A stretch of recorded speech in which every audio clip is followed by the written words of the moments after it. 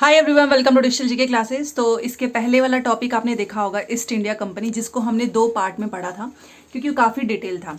आज की भी ये जो क्लास है, सिर्फ इस एक क्लास से आपको 10 से 12 क्वेश्चंस हर बार, मतलब कि 10 से 12 क्वेश्चंस ये है कि सीटेट ने हर साल इसे क्वेश्चंस पूछा ही पूछा है। आप कोई भी प्रीवियस क्वेश्चंस उठाकर देखिएगा आपको इस चैप्टर से, क्योंकि इस चैप्टर में हम पढ़ने वाले हैं स्थायी बंदोबस्त, महलवारी व्यवस्था, रैयतवारी हो गया, नील की खेती सबसे फेमस टॉपिक है। तो आज हम इसको भी 2 पार्ट में ही पढ़ेंगे, क्योंकि हर एक टॉपिक से रिलेटेड प्रीवियस क्वेश्चंस भी है। तो डिटेल में करेंगे बहुत ही अच्छे से, चाहे जितना भी समय लगे। और आप नाम से ही देख सकते हो, ग्रामीण क्षेत्र पर शासन चलाना। इसके पहले वाली क्लास अगर आपने नहीं देखी है ना, तो आपको थोड़ी दिक्कत होगी, क्योंकि हमने स्टार्टिंग में ही पढ़ लिया था ईस्ट इंडिया कंपनी में किस तरीके से धीरे धीरे सभी पर कब्जा करना स्टार्ट कर दिया था। हर एक कहानी को मैंने बहुत ही डिटेल में चीज़ें आपको बताई हैं। तो प्लेलिस्ट बना हुआ है, जाकर देख लीजिएगा। अच्छा, वीडियो को प्लीज़ लाइक करें। बहुत सारे लोग बोल रहे थे कि क्लास की टाइमिंग आप चेंज कर दीजिए, तो आप मुझे बताओ कितने बजे रखें। पहले 2 बजे था, तो आप अभी तो 6 बजे है, तो आप मुझे बताइएगा इन दोनों में से आपको कौन सी टाइमिंग सही लग रही है, उसी पे होगी। ठीक है, चलिए। और जो लोग भी नोट्स के लिए मैसेज करते हैं, तो प्लीज़ आप व्हाट्सअप नंबर पे मैसेज करो, कॉल मत किया करिए, प्लीज़ रिक्वेस्ट कर रही हूँ। व्हाट्सअप नंबर जो दिया गया है, आपको उस पर मैसेज करना है, और उसी मैसेज के ही थ्रू आपको सोशल साइंस के सारे नोट्स मिल जाएंगे, हिंदी, इंग्लिश, बाइलिंगुअल, जो भी आप चाहें। प्रीवियस क्वेश्चंस भी मिलेगा। प्रीवियस क्वेश्चंस वो भी बहुत अच्छे से, क्वेश्चन और डायरेक्ट आंसर, आपको मिलाने की भी दिक्कत नहीं होगी। चलिए, ये देखिए, ये फोटोज एक बार आप देखिए। 1765 का है, और ये फोटो खुद रॉबर्ट क्लाइव के कहने पर ही बनाया गया था। उस समय जो उसके बारे में सब कुछ अच्छी अच्छी चीज़ें लिखते थे। तो यहाँ पर आप देख सकते हैं कि मुगल बादशाह जो कि बैठे हुए हैं, फोटोज को ध्यान से देखिए, बिहार और उड़ीसा की दीवानी दे रहे हैं इनको, रॉबर्ट क्लाइव को। ये देखिए, और बहुत ढोल नगाड़े सब कुछ बजाया जा रहा था, जश्न मनाया जा रहा था। और धीरे धीरे ये बहुत चालाक थे। आपने देखा होगा, पहले ही क्लास में मैंने आपको बताया कि ये इनकी जो नीतियां थी, कितनी चालाकी से धीरे धीरे सब कुछ कब्जा किए हैं। और यहाँ पर ये बिहार और उड़ीसा का दीवानी भी ग्रहण हो चुका है इन लोगों का। ठीक है, अब यहाँ पर देखिए कि आखिर में कंपनी दीवान कैसे बन गई, क्योंकि कंपनी ने स्टार्टिंग में तो बहुत स्ट्रगल किया था, आपने देखा ही था, फिर बाद में पूरा कब्जा करते रह गई, कब्जा भी किया। अब कंपनी ने दीवान कैसे बन गई, इसकी कहानी सुनिए। 12 अगस्त 1765 को, इस फोटोज मैंने आपको दिखाया, मुगल बादशाह ने ईस्ट इंडिया कंपनी को बंगाल का जो है दीवान तैनात किया। और ये एक बहुत ही बड़ा इन सब के लिए, मतलब इन सब की जो जीत थी, जो इन चाहते थे, उसमें से एक इनकी पहली जीत हो चुकी थी कि अरे, हमको बंगाल का दीवान बना दिया, अब तो हमें पैसे की कोई टेंशन नहीं है, आराम से हम राजस्व इकट्ठा करेंगे। बाहर से जो हम सोने चांदी जो पहले यूरोप वगैरह से ये जो करते थे, अब वो भी उनको करने की जरूरत नहीं पड़ेगी, क्योंकि यहीं पर इनको बढ़िया सामान जो है ये बेचेंगे, मुनाफा भी होगा। तो इस तरीके से इनका जो है पहला जो स्टेप था वो पूरा हो गया, क्योंकि कंपनी को बंगाल का दीवान तैनात किया है मुगल बादशाह ने, वो भी। तो इसकी पूरी पॉसिबिलिटीज है कि यह घटना मुट्ठी भर अंग्रेज, मतलब अंग्रेज तो बहुत कम होंगे, और हिंदुस्तानियों की मौजूदगी में रॉबर्ट क्लाइव के तंबू में घटी होगी। लेकिन फोटो तो आपने देख लिया ना, यहाँ पर कितना बढ़िया सा प्रोग्राम हो रहा है। और ये क्योंकि ऑब्वियस सी बात है कि रॉबर्ट क्लाइव ने अपने जीवन की जो यादगार घटनाएं जिसको बनाने का जिम्मा दिया था ना, उसी ने ये फोटो बनाया है। तो भाई ये तो होगा ही ना कि दिखाए जगह कि देखो, ये तो मुट्ठी भर अंग्रेज हैं, यहाँ पर हिंदुस्तानी है, कितना बढ़िया प्रोग्राम चल रहा है, और इनको बना दिया गया बंगाल का दीवान। अब बढ़िया कमाई होगी इन सबकी। फोटोज के थ्रू आपने देख लिया। दीवान के तौर पर कंपनी अपने नियंत्रण वाले भूभाग के आर्थिक मामलों की मुख्य शासक बन गई थी। सोचिए, मतलब पहले अब उनको थोड़ी दिक्कत आती थी, बट अब इन सब के पास क्या है ना कि इन सब ने जो भी कंट्रोल किया था, जो भी इन सब ने कब्जा किया था, उन सभी भूभाग पे आर्थिक मामलों की एक तरीके से मेन बन चुके थे ये, मेन शासक। अब उसे अपनी जमीन का शासन चलाने और आमदनी को व्यवस्थित करने का रास्ता ढूंढना था, कि अब हमको शासन चलाना है और एक रिसोर्स देखना है कि आमदनी का, भाई रिसोर्स तो होना ही चाहिए ना, तभी तो हम अपना बढ़िया से जिएंगे, खाएंगे, पिएंगे। तो इसके लिए उसे एक रास्ता ऐसा ढूंढना था जिससे कंपनी के बढ़ते खर्चों को पूरा करने के लिए काफ़ी आमदनी जुटाई जा सके, क्योंकि कंपनी के खर्चे बढ़ रहे थे तो पैसा तो चाहिए होगा। व्यापारी कंपनी के नाते उसे यह भी ख्याल रखना था कि वह अपनी जरूरत की चीज़ें खरीदती और बेचती रहे, क्योंकि कंपनी तो व्यापारिक थी, खरीदना है, बेचना है। खरीदेंगे, सोचिए वहाँ अभी आप आगे पढ़ोगे तो किस तरीके से किसानों की स्थिति इतनी दयनीय हो गई थी, जो इतना मेहनत करते थे और उसको इतने ज़बरदस्ती उनसे खरीद लिया जाता था सस्ते दामों पर, और ये उनको बेचते थे डबल। मुनाफा ही मुनाफा होता था इन सबका।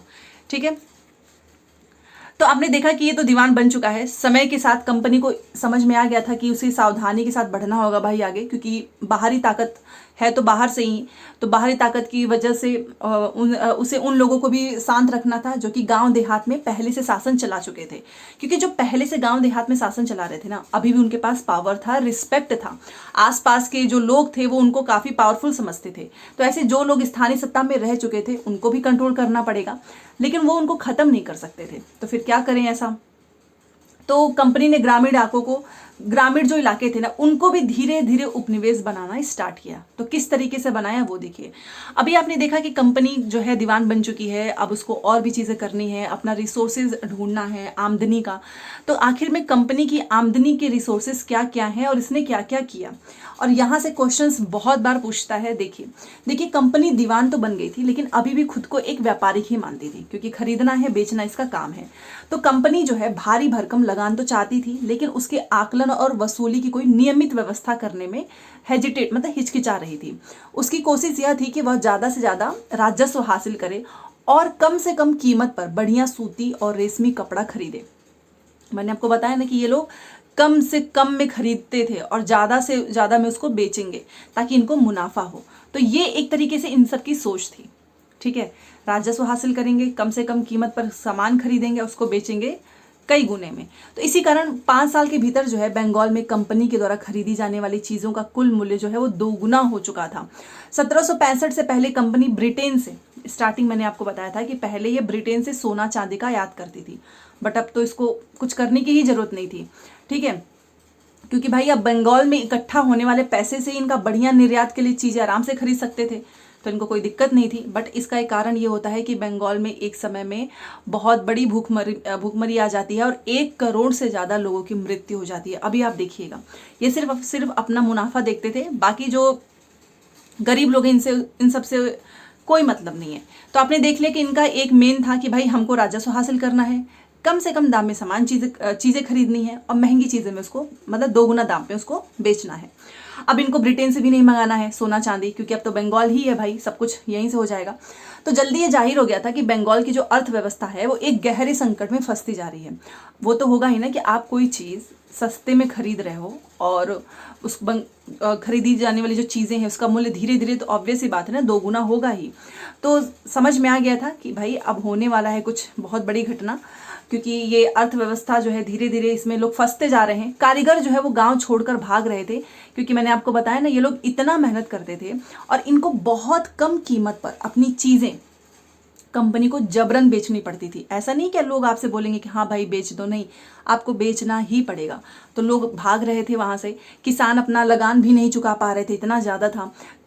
जो कारीगर थे बेचारे जो बनाते थे उनका भी उत्पादन गिर रहा था, क्योंकि उनको भी सस्ती बहुत ही कम दाम में देना पड़ता था। जितना ये लोग लगाते थे ना उतना मिल भी नहीं पाता था।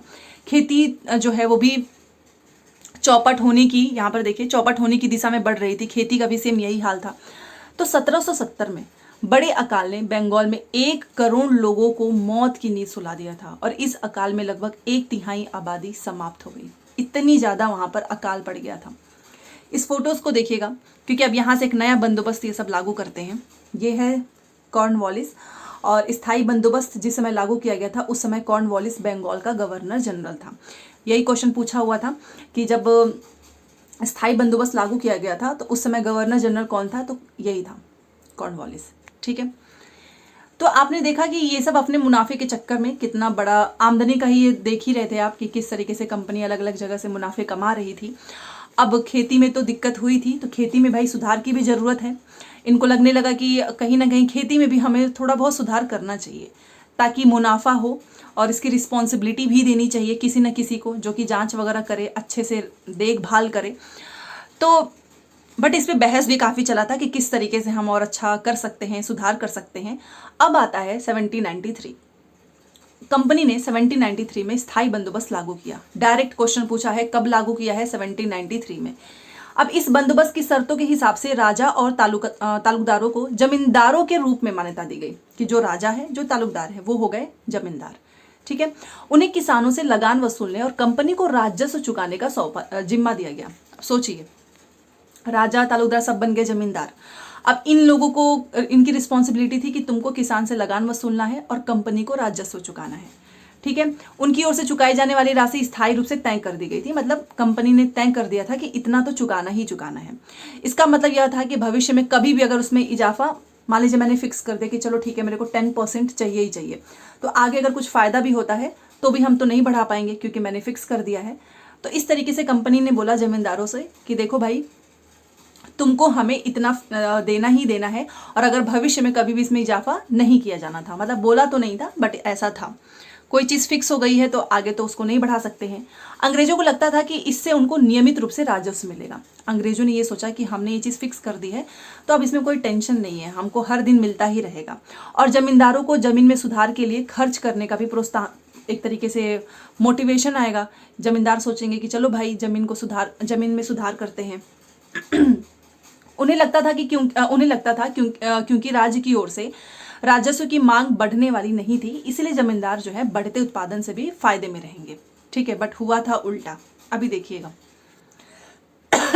सॉरी, यहां पर देखिए समस्या, मगर स्थायी बंदोबस्त ने भी समस्या पैदा कर दी। अब स्थायी बंदोबस्त का क्या था मेन मोटिव, कि एक फिक्स कर दिया है, नियमित रूप से हमारे पास राजस्व आता रहेगा, राजा को, तालुकदार को हमने जमींदार के रूप में बना दिया है, तो इससे क्या होगा कि पैसा तो आएगा ही आएगा, साथ में इनको भी मोटिवेशन मिलेगा जमीन को, खेती को सुधार करने में। ठीक है, बट इसमें समस्या आई।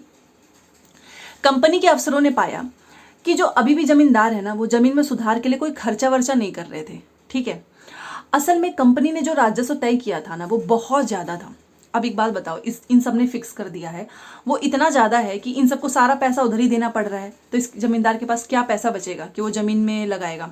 ठीक है, तो ये एक मेन रीज़न था कि इन सब ने राजस्व ही इतना ज़्यादा फिक्स किया हुआ है कि वो उसको चुका नहीं पा रहे हैं, जिसकी वजह से जमींदारों को बहुत ज़्यादा प्रॉब्लम हो रही थी। जो जमींदार राजस्व चुकाने में विफल हो जाता था, उसकी जमींदारी भी ये सब छीन लेते थे।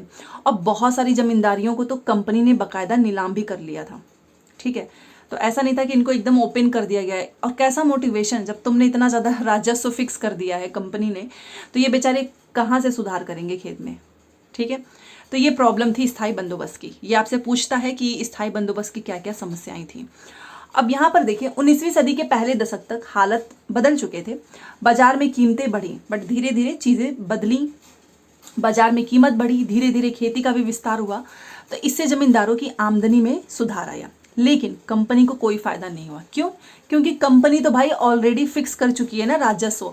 एक बात बताइए, अगर मान लीजिए आपको प्रॉफिट फॉर एग्जाम्पल पहले होती थी 80, अब उस 80 में से ये पूरा का पूरा 70 ले लेते थे इन्होंने। मान लीजिए मैं एक फॉर एग्जाम्पल समझा रही हूँ, तो उस समय तो इनको बड़ी प्रॉब्लम होती थी जमींदारों को। बट अब इनका मान लीजिए प्रॉफिट हो रहा है 100, बट मिलेगा तो इनको अभी भी 70 ही। तो कंपनी को कोई फायदा नहीं हुआ, क्योंकि कंपनी ने तो पहले ही फिक्स कर लिया था कि हमको तो नियमित राजस्व चाहिए, तो इसलिए इसने तो पहले से तय कर लिया था। अब वह राजस्व में वृद्धि नहीं कर सकती थी। लेकिन जमींदारों को अभी भी जमीन की बेहतरी में कोई दिलचस्पी नहीं थी, कोई इंटरेस्ट नहीं था।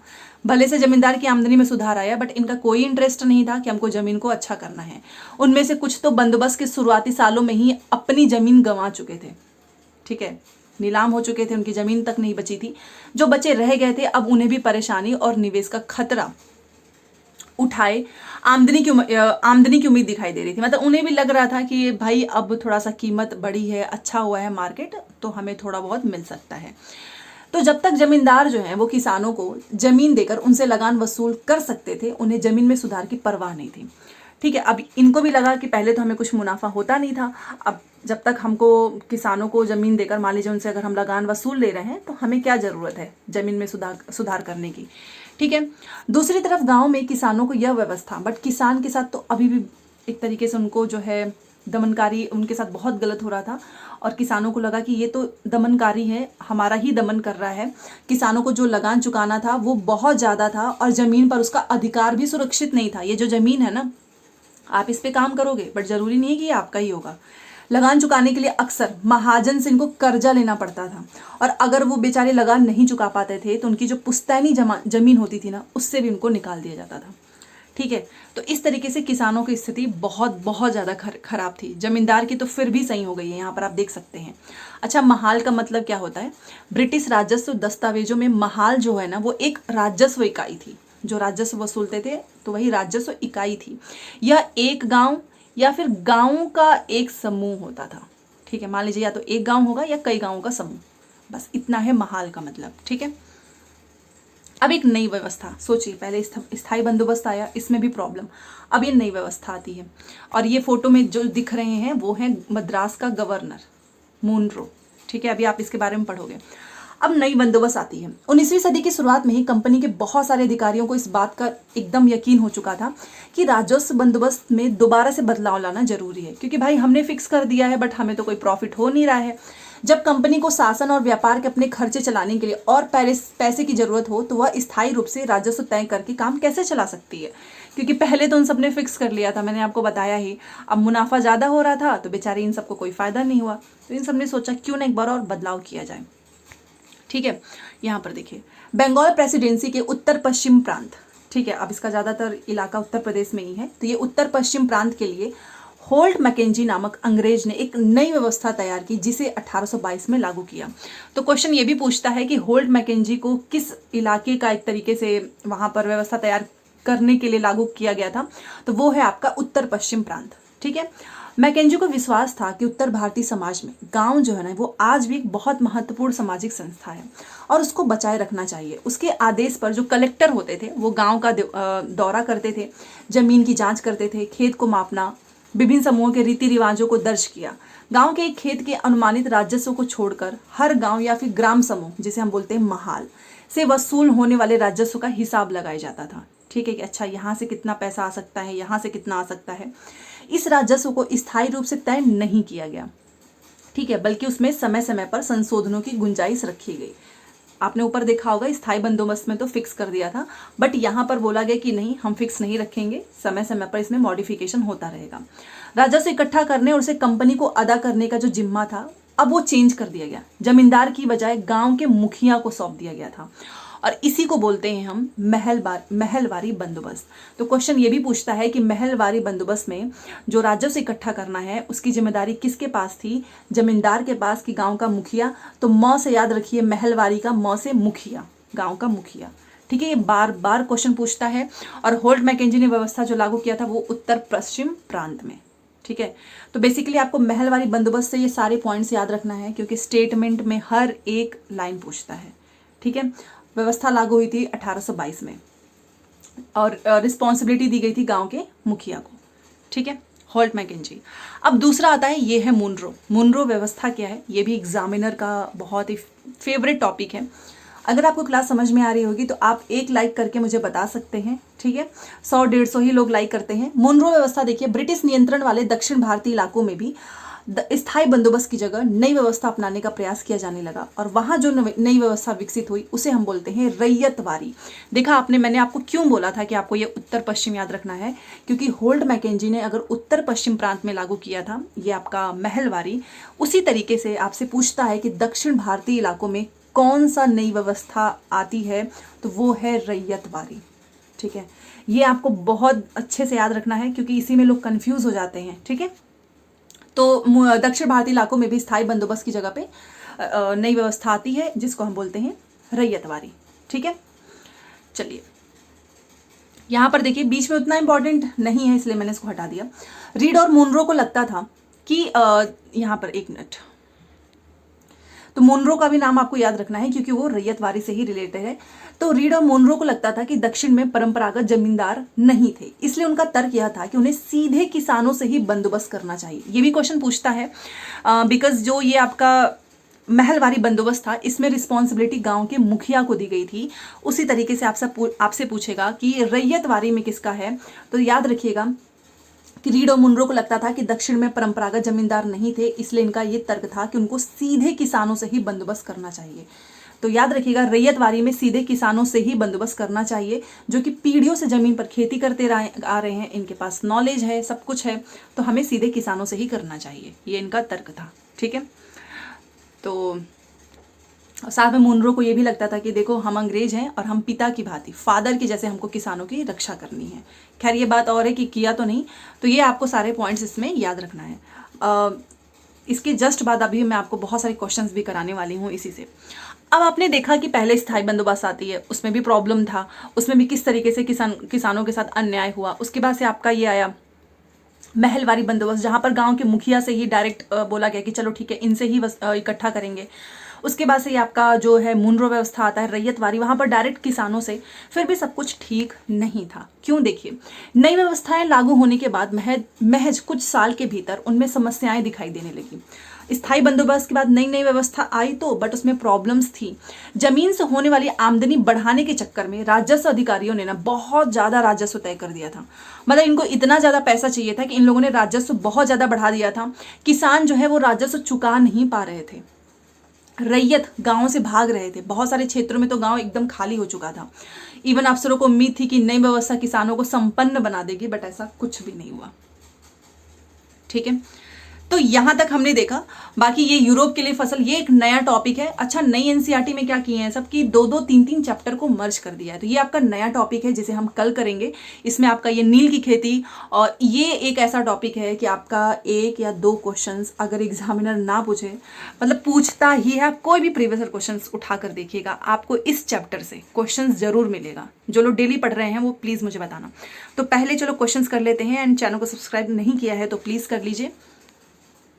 हाँ जी, तो पहला ही क्वेश्चन देखिए आप, ये आपका 2021 में पूछा हुआ है, क्योंकि अब क्वेश्चन का पैटर्न बदल चुका है, इतने लंबे लंबे। एजर्शन एंड रीजन सेम देखिए आपका 2021 में पूछा है, और आप देख सकते हैं इससे आपको पता चलेगा कि डायरेक्ट एनसीईआरटी से उठाया गया है। एजर्शन में लिखा है कि स्थायी बंदोबस्त में जमींदारों को किसानों से लचीले रूप से लगान एकत्र करना होता था तथा कंपनी को स्थायी राजस्व देना होता था। ये तो आपने देख ही लिया ना, स्थायी बंदोबस्त में कॉर्नवालिस के समय में लागू किया गया था, जहां पर एक आपको आराम से एकत्र करना है और कंपनी को देना है। ठीक है, ये चेंज हो गया था आपका, धीरे धीरे बाद में हुआ था, बट पहले ऐसे था। इसका रीजन क्या था? क्योंकि लगान को लचीला बनाने के पीछे कंपनी की सोच क्या थी कि यह जमींदारों को, मैंने बोला था ना कि जमींदारों को, इनको लगा कि चलो जमींदार जो हैं जमीन को बेहतर बनाएंगे, बट जमींदारों ने ऐसा कुछ भी नहीं किया। तो लगान को इन लोगों ने फ्लेक्सिबल इसलिए किया कि चलो ठीक है, कंपनी की सोच यह थी कि जमींदार को भूमि को बेहतर बनाने के लिए, खर्च करने के लिए एक तरीके का मोटिवेशन मिलेगा। तो दोनों के दोनों पॉइंट सही है, क्योंकि फ्लेक्सिबल करने का रीजन ही यही था कि चलो ये जमीन को सही करेंगे, बट इन लोगों ने भी कुछ ऐसा नहीं किया। दोनों के दोनों पॉइंट एकदम सही है, एडजस्टन भी सही है एंड एक्सप्लेनेशन भी सही है। तो इसमें हमारा पहला ही ऑप्शन सही हो जाएगा। आर ए दोनों सही है, इसकी सही व्याख्या है। तो आप देख सकते हो कि एनसीईआरटी में ये आपका 29 दिसंबर को पूछा गया है, डायरेक्ट एनसीईआरटी से। ठीक है, चलिए अगला क्वेश्चन, ये भी आपका पूछा है 2022 में, ज्यादा पुराना नहीं है, ये भी आपका 21 जनवरी। महलवारी बंदोबस्त में राजस्व इकट्ठा करने का दायित्व किसको दिया गया था? आप मुझे बताइए, अभी जस्ट मैंने आपको बताया है। देखते हैं कौन पहले कमेंट करता है इसका आंसर। महलवारी बंदोबस्त में राजस्व इकट्ठा करने का दायित्व किसे दिया गया था? गांव का मुखिया, जमींदार, तालुकदार, रैयत। मैंने आपको बताया था कि जमींदार को हटाकर सीधे गांव का मुखिया, और मैंने मौ से याद भी करवाया था आपको, महलवारी एंड मुखिया। ठीक है, तो चलिए ये भी हो गया गांव का मुखिया। नेक्स्ट क्वेश्चन देखिए, ये आपका हर एक एग्जाम में पूछा हुआ है। ठीक है, तो सारे ही मैं यहाँ पर लेकर आई हूँ। भारत में ब्रिटिश शासन के दौरान हॉल्ट मैकेंजी को किस चीज के लिए हम जानते थे? बताइए, महलवारी, रैयतवारी, स्थायी बंदोबस्त, किस चीज के लिए जानते हैं? ये आपका एसएससी में पूछा है 2017 में। तो हॉल्ट मैकेंजी को हम किस वजह से जानते थे? तो रैयतवारी का तो मुनरो है, महलवारी के लिए जानते हैं। ठीक है ना, ये तो मुझे नहीं लगता है कि मैंने इतने अच्छे से आपको बता दिया है। हॉल्ट मैकेंजी उत्तर वाला पश्चिम, मतलब जो आज का पूरा उत्तर प्रदेश में ही है, बेसिकली उसी के लिए लागू ही किया गया था। और अभी हमने डिटेल में चीजें पढ़ी हैं। SSC scientific assistant physics official paper में ये क्वेश्चन पूछा हुआ है। तो बस हो गया महलवारी व्यवस्था। और रैयतवारी तो आपको पता ही है, मुनरो। स्थायी बंदोबस्त आपका कॉर्नवालिस हो गया, तो ऑप्शन नंबर 1। नेक्स्ट क्वेश्चन देखिए, ये आपका केवीएस में पूछा है, लाइब्रेरियन वाला जो एग्जाम होता है ना, उसमें हॉल्ट मैकेंजी का नाम किस भू बंदोबस्त नीति के साथ संबंधित है? वही है, महलवारी से है, और किससे होगा? चलिए ये भी हो गया। हॉल्ट मैकेंजी याद रखिएगा, महलवारी बंदोबस्त। ठीक है, रैयतवारी, मुनरो, स्थायी बंदोबस्त, कॉर्नवालिस। चलिए अब नेक्स्ट क्वेश्चन है, अब रैयतवाड़ी जो व्यवस्था है वो किसने लागू की थी? मुनरो ने की थी। ये भी अभी हमने पढ़ा। चलिए ये भी हो गया, ज़्यादा टफ नहीं है। जो लोग एक बार एनसीईआरटी को अच्छे से पढ़ लेंगे वो किसी भी एग्जाम का जीएस वाला पोर्शन बहुत अच्छे से कर सकते हैं। ठीक है, नेक्स्ट ये क्वेश्चन है जो कि हमारा लास्ट है, तो लाइक कर दीजिएगा। बाकी जिसको भी नोट्स चाहिए होगा लास्ट में नंबर मिल जाएगा या फिर कमेंट सेक्शन में आप नोट्स ले सकते हो। 1820 में थॉमस मोनरो ने निम्नलिखित में से किस भू राजस्व प्रणाली की शुरुआत की थी? तो वो किया था रैयतवारी। ठीक है, चलिए हो गया। चलिए, तो हर एक क्वेश्चंस आपका आप देख सकते हो कि एनसीईआरटी से ही पूछता है। जो लोग एनसीईआरटी नहीं पढ़ रहे हैं आप बहुत बड़ी गलती कर रहे हो, क्योंकि आप कोई भी एग्जाम दोगे, चाहे वो दिल्ली पुलिस हो, चाहे एसएससी हो, केवीएस हो, DSSS हो, हर एक चीज़ के लिए आपको, चाहे वो सुपर टठी क्यों ना हो, आपको एनसीईआरटी पढ़नी ही होगी। ठीक है, तो फाइनली ये क्लास कंप्लीट हो चुका है। कल की क्लास बिल्कुल भी मत भूलना, क्योंकि कल वाली क्लास बहुत ज़्यादा इंपॉर्टेंट है। ठीक है, तो चलिए मिलते हैं नेक्स्ट क्लास में। Thanks for watching.